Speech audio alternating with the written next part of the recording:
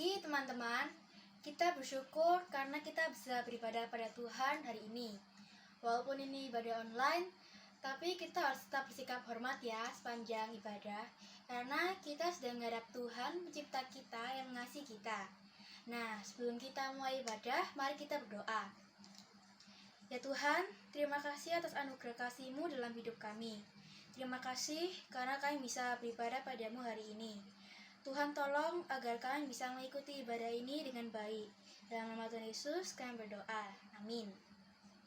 Mazmur 135 ayat 3. Pujilah Tuhan, sebab Tuhan itu baik.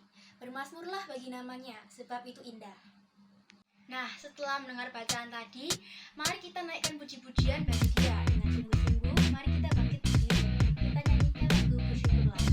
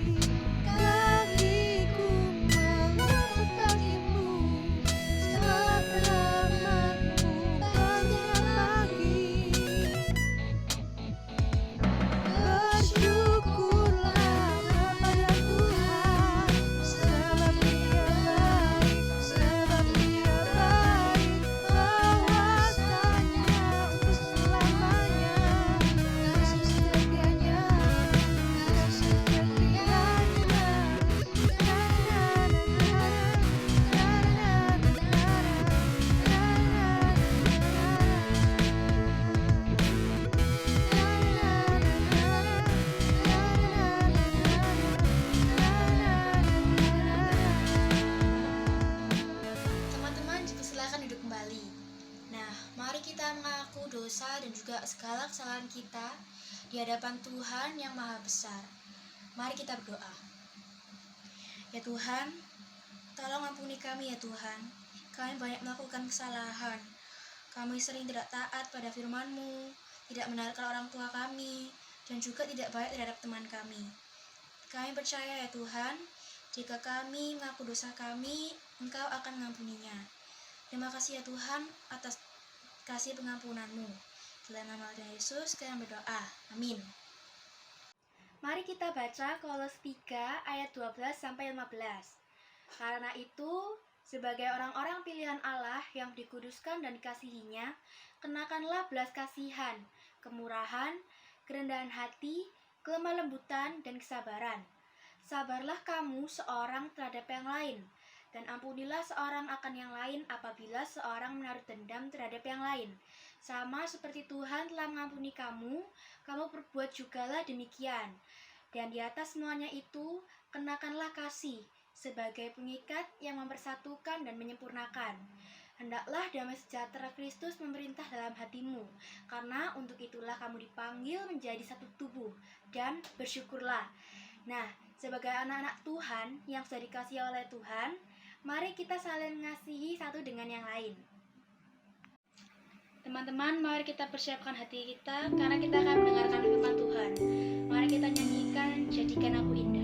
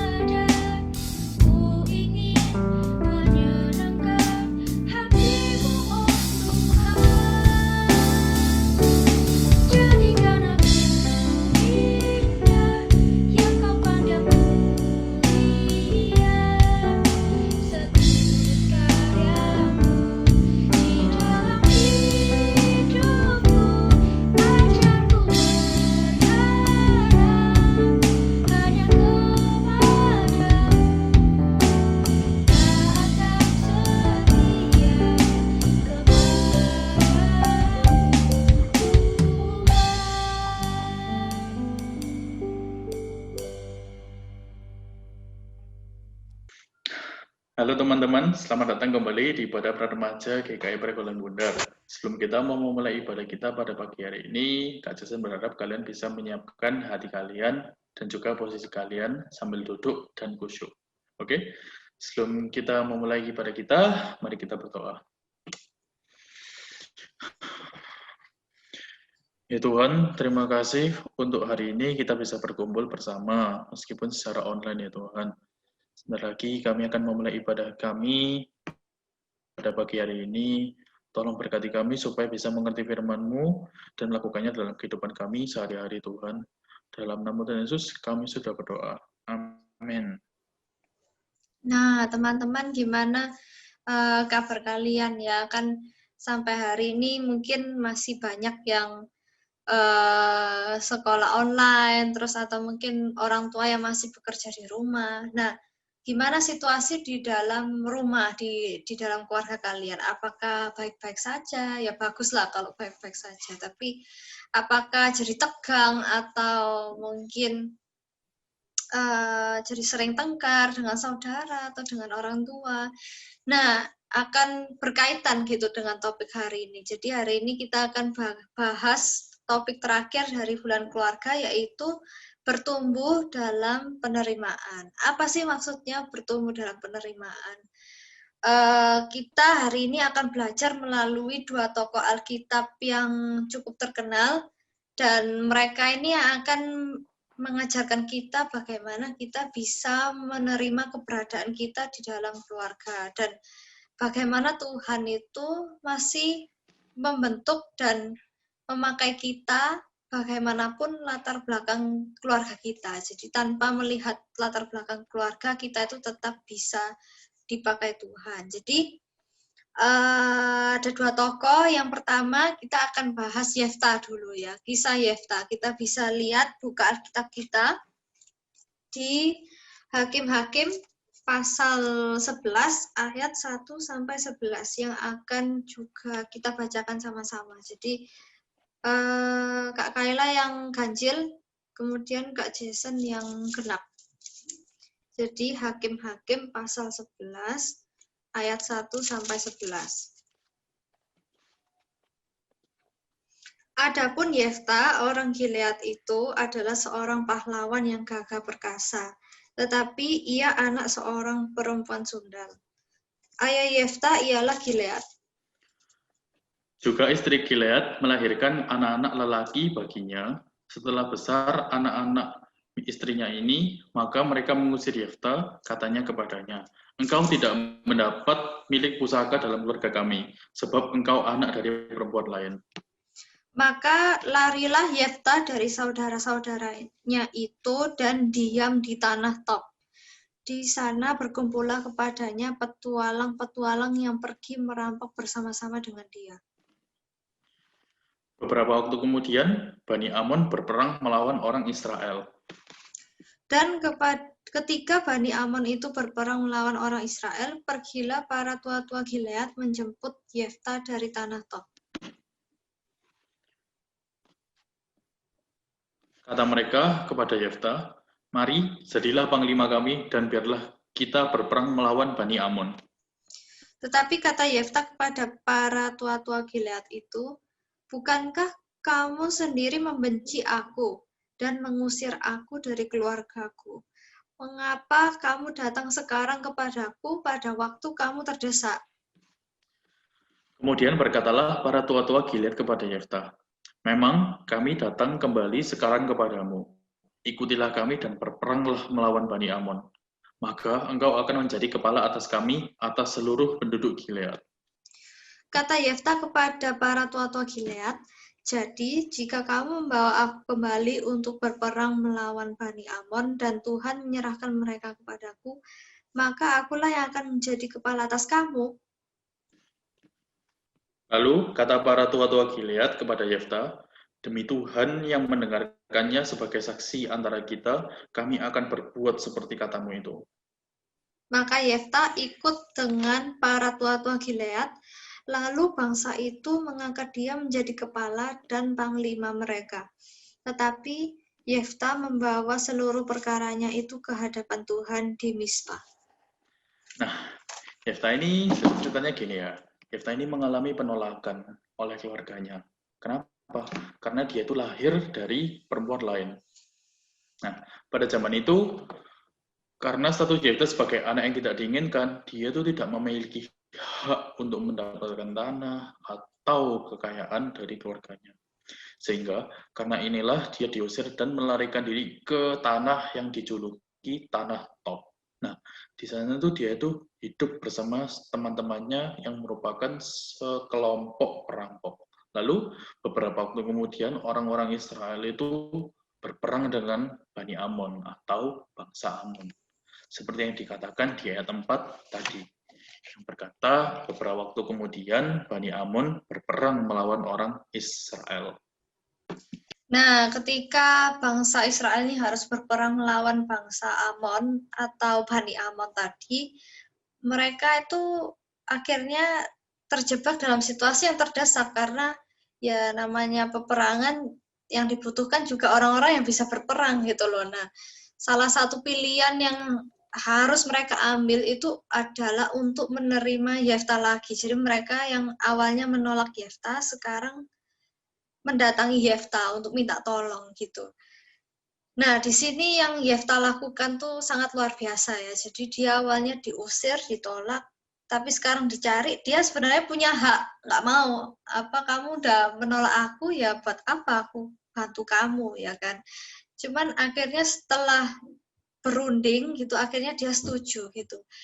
Padahal kebencian keluarga Yefta itu sudah mendarah daging gitu loh pastinya. Kalau nggak kan dia nggak mungkin sampai diusir gitu. Cuman Yefta tetap setuju untuk menolong mereka dan itu yang luar biasa gitu. Nah, itu dari tokoh kita yang pertama. Jadi tadi Yefta. Sekarang kita coba belajar dari tokoh kedua. Ini yang cukup terkenal. Yang juga dipakai Tuhan untuk tujuan yang besar. Meskipun dia berasal dari keluarga yang tidak ideal. Katanya tadi, Cekela, tokoh ini merupakan salah satu tokoh yang populer. Nah, tokoh ini adalah Yusuf. Kalian tahu ya, Yusuf ini itu merupakan anak dari Yakub. Dan kalau kalian ingat, Yusuf ini kan punya ya banyak kakak laki-laki. Nah, karena Yusuf ini anak favorit ayahnya, maka kakak-kakaknya itu menjadi iri terhadap Yusuf. Kisah ini sudah sangat terkenal ya teman-teman. Tapi sadar nggak sih, kalau kisah keluarga Yusuf itu mencerminkan, menggambarkan kondisi keluarga yang kita anggap tidak baik. Nah, selain karena dia anak favorit ayahnya, itu merupakan juga ayahnya karena ayahnya sendiri juga tidak peka terhadap perasaan anak-anak lainnya. Jadi kayak dia itu tidak benar-benar menunjukkan kasihnya itu kayak benar ke Yusuf saja gitu. Jadi ya nggak heran kalau Yusuf akhirnya jadi sasaran iri hati dan kebencian. Cuman apakah ini sepenuhnya salah Yusuf gitu? Kalau dilihat lagi sih enggak, seperti tadi Kak Jason bilang ya. Ayahnya Yakub ini sangat memfavoritkan dia. Kalau yang kayaknya yang disayang tuh cuma Yusuf aja, dan itu benar-benar ditunjukkan. Sedangkan kasihnya dia, mungkin dia mengasihi anak-anak lainnya, tapi mungkin tidak terlalu ditunjukkan. Nah, itu yang akhirnya mendorong mungkin ya, yang mendorong saudara-saudara Yusuf itu untuk semakin benci kepada Yusuf. Dan jadi dari sini kita bisa ambil kesimpulan bahwa perasaan tidak bisa menerima keluarga itu bisa menimbulkan kebencian dan perilaku yang akhirnya tidak sesuai dengan firman Tuhan. Jadi dari kebencian saudara-saudara Yusuf ini akhirnya rela gitu loh menjual Yusuf sebagai budak. Tapi kalau kita lihat akhir cerita dari Yusuf, akhirnya dia menjadi pemimpin besar ya di Mesir yang nggak cuman menyelamatkan bangsa Israel, tetapi juga menyelamatkan bangsa Mesir dari kelaparan nanti. Nah, kalian bisa baca cerita lengkapnya di Kejadian pasal 37. Nah, kita kan udah tahu ya ada dua tokoh ini, Yefta sama Yusuf. Keduanya dari keluarga yang tidak ideal gitu.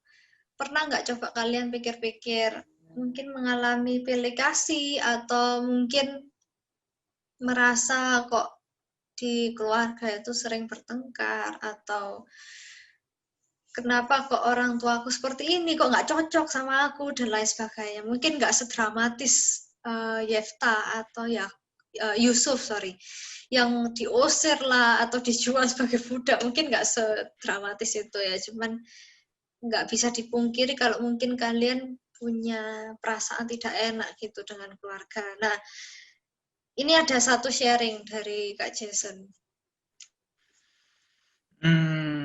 Kalau Kak Jason sih mungkin 4 tahun lalu ya. Ya, jadi 4 tahun lalu itu Kak Jason tuh mengetahui kalau orang tua Kak Jason tuh cerai. Kak Jason waktu itu masih kelas berapa ya?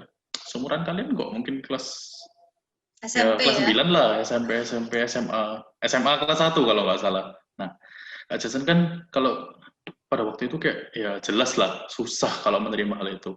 Apalagi saat itu Kak Jason juga masih kecil ya, emosi masih belum benar-benar bertumbuh. Jadi kayak kalau lihat orang tua kayak gitu ya Kak Jason benar-benar sakit, sedih, dan juga kayak rasanya kayak benar-benar hancur gitu loh. Dan Kak Jason tuh saat itu kayak benar-benar nggak tahu juga mau ngapa-ngapain, harus apa kan nggak tahu juga. Pas itu Kak Jason tuh ingat, Kak Jason tuh sangat marah kalau mengetahui kondisi itu. Kak Jason tuh emosi ekstrim, ingat Kak Jason pas itu. Tapi Kak Jason tuh emang awalnya kepikiran sampai berat gitu, bahkan sampai sempat nggak naik kelas sekali 1 tahun karena kepikiran terus. Tapi Kak Jason akhirnya tuh kayak mau mencoba menerima gitu loh. Kak Jason bilang ke diri sendiri sama Kak Jason, kapan ya kalau kepikiran terus, mau sampai kapan? Masa mau dipikir terus? Kapan majunya? Kayak mau diapain lagi gitu loh, kayak juga mau nangis keras-keras, mau marah sekeras-kerasnya juga kayak gak akan merubah kondisi gitu loh, gak akan lebih baik.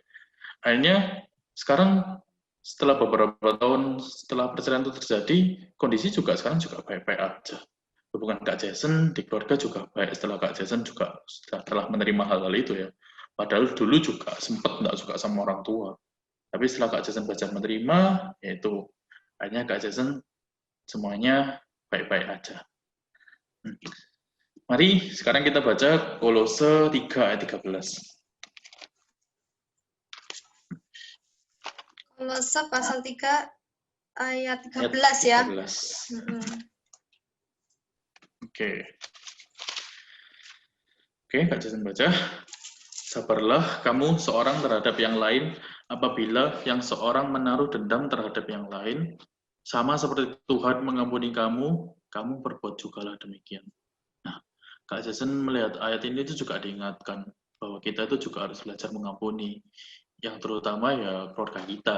Karena kalau kita tidak bisa atau susah mengampuni itu nanti juga ujung-ujungnya nanti cuma jadi keburukan, cuma jadi dendam, kebencian, seperti yang dialami oleh saudara-saudara Yesus tadi. Nah, dan yang terakhir, Kak Jason mau ngajak kalian baca Roma pasal 15 ayat 7. Roma pasal 15 ayat 7.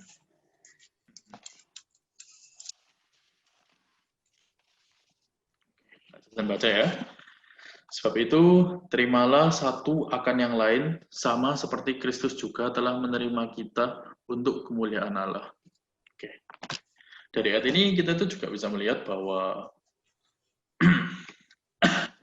dari ayat ini kita juga bisa melihat bahwa kita belajar menerima orang lain karena Tuhan sudah terlebih dahulu menerima kita dengan segala kelebihan dan kekurangan kita. Ya, garis bawahi ya. Tuhan itu telah menerima kita dengan segala kelebihan dan kekurangan kita. Kita itu sadar kalau kita itu tidak bisa memilih. Kita tuh mau dilahirkan di keluarga yang seperti apa. Tapi Jason mau kalau kalian percaya, Jason dan Kayla mau Kak Jason dan Kak Kayla mau kalian percaya bahwa Tuhan itu memiliki tujuan yang baik untuk setiap anak-anaknya, untuk setiap anak-anaknya yaitu kita semua, termasuk guru-guru. Nah, pada akhirnya kalau kita mau belajar untuk melakukan apa yang benar, itu sebenarnya juga untuk kebaikan diri kalian juga. Karena kalau kita tuh nggak bisa belajar menerima, terus yang muncul tuh kan yang jelek-jelek aja, kebencian, iri hati, dan itu yang merusak hidup kita gitu loh sebenarnya. Jadi belajar menerima itu lakukan demi keluargamu, demi kamu gitu, karena supaya hati ini juga nggak terbebani terus gitu. Jadi melalui ibadah hari ini, Kak Kayla sama Kak Jason juga berharap kalau kalian bisa, kita semua sih termasuk kakak-kakak ini, belajar untuk menerima. Gimana sih? Ada nggak maksudnya langkah-langkah konkret mungkin ya yang bisa dilakukan? Mungkin kita bisa coba menerima keluarga dari perekonomian, kondisi perekonomian yang mungkin ya memang situasi sedang sulit gitu loh. Terus juga mungkin seperti ibadah 2 minggu lalu, kalau nggak salah, bertumbuh dalam komunikasi. Jadi mungkin komunikasi kurang baik, nyolot-nyolotan gitu mungkin. Nah, coba kita perbaiki dulu. Jadi perbaiki hal-hal yang kita masih bisa perbaiki gitu loh, yang nggak terlalu jauh. Jadi bisa kita coba setiap hari. Atau mungkin juga kita bisa fokus sebagai fokus pada tanggung jawab kita sebagai anak di rumah. Misalnya ya wes bisanya mengikuti pelajaran dengan baik meskipun online, ya udah lakukan dulu gitu. Lakukan tanggung jawabmu. Mungkin dari hal-hal seperti itu kita bisa belajar untuk menerima itu keluarga. Nah, sebelum kita tutup ya, kan tadi Kak Jason sudah sharing. Mungkin ada teman-teman yang mau sharing juga, tapi mungkin bingung mau cerita ke siapa gitu, atau ke teman juga takut mereka nggak ngerti atau gimana. Nah, nggak usah khawatir, nggak usah sungkan, kalian bisa langsung private chat kakak-kakak, terserah mau siapa, mau Kak Fani, mau Kak Nixon, terserah. Pokoknya yang kalian nyaman, nggak usah sungkan, langsung aja private chat. Nanti kita jamin kerahasiaannya juga, jadi kita nggak akan cerita ke siapa-siapa. Jadi supaya kalian juga nggak tahu kalau kalian nggak menghadapi ini sendirian. Itu aja. Jadi kita belajar sama-sama ya dalam menerima keluarga. Nah, sebelum ya kita tutup ibadahnya sudah sampai sini aja. Kita tutup dalam doa. Yuk mari kita berdoa. Tuhan, terima kasih untuk kesempatan-Mu beribadah meskipun hanya melalui online Tuhan, tetapi kami bersyukur kalau hari ini kami masih bisa bersekutu, mengikuti ibadah dari gereja, juga bisa belajar mengenai firman-Mu Tuhan. Ajarkan kami untuk menerima keluarga, menerima apapun yang sudah Engkau berikan kepada kami, termasuk orang tua, termasuk saudara, semuanya. Ajarkan kami untuk menerima mereka apa adanya, Tuhan, seperti Engkau yang sudah menerima kami terlebih dahulu. Dan sekarang sebelum kami kembali ke kehidupan kami masing-masing, sertai, jagai setiap kami, dan kumpulkanlah kami kembali minggu depan, Tuhan, di dalam nama-Mu. Kami berdoa dan mengucap syukur. Amin. Nah. Oke, selamat minggu teman-teman. Tuhan memberkati. Bye. 1 Tesalonika 5 ayat 18. Mengucap syukurlah dalam segala hal, sebab itulah yang dikehendaki Allah dalam Kristus Yesus bagi kamu. Mari kita mengucap syukur dengan membawa persembahan kita kepada Tuhan. Mari kita nyanyikan bawa persembahanmu.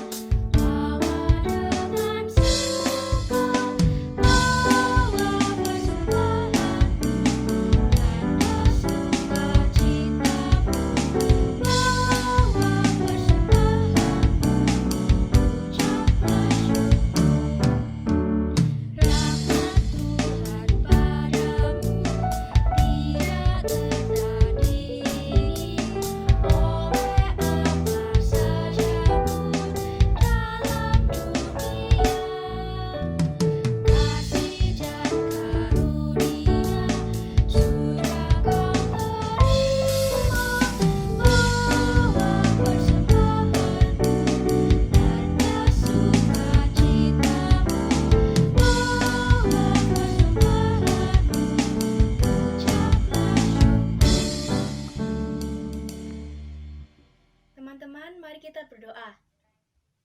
Terima kasih ya Tuhan atas berkat-Mu. Terima kasih karena kami diberi kesempatan untuk memberi persembahan sebagai tanda syukur kami. Terimalah persembahan kami ya Tuhan, dan pakailah untuk kemuliaan nama-Mu. Berkatilah tangan-tangan yang memberi ya Tuhan. Dalam nama Tuhan Yesus kami berdoa. Amin. Teman-teman, mari kita bangkit berdiri. Kita akhiri ibadah kita pada pagi hari ini. Kita nyanyikan bersama keluargaku.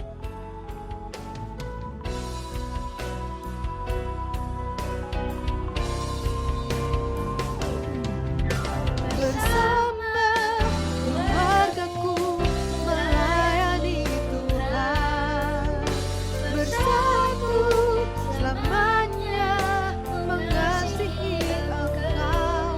Tiada yang dapat melebihi kasih-Mu ya Tuhan.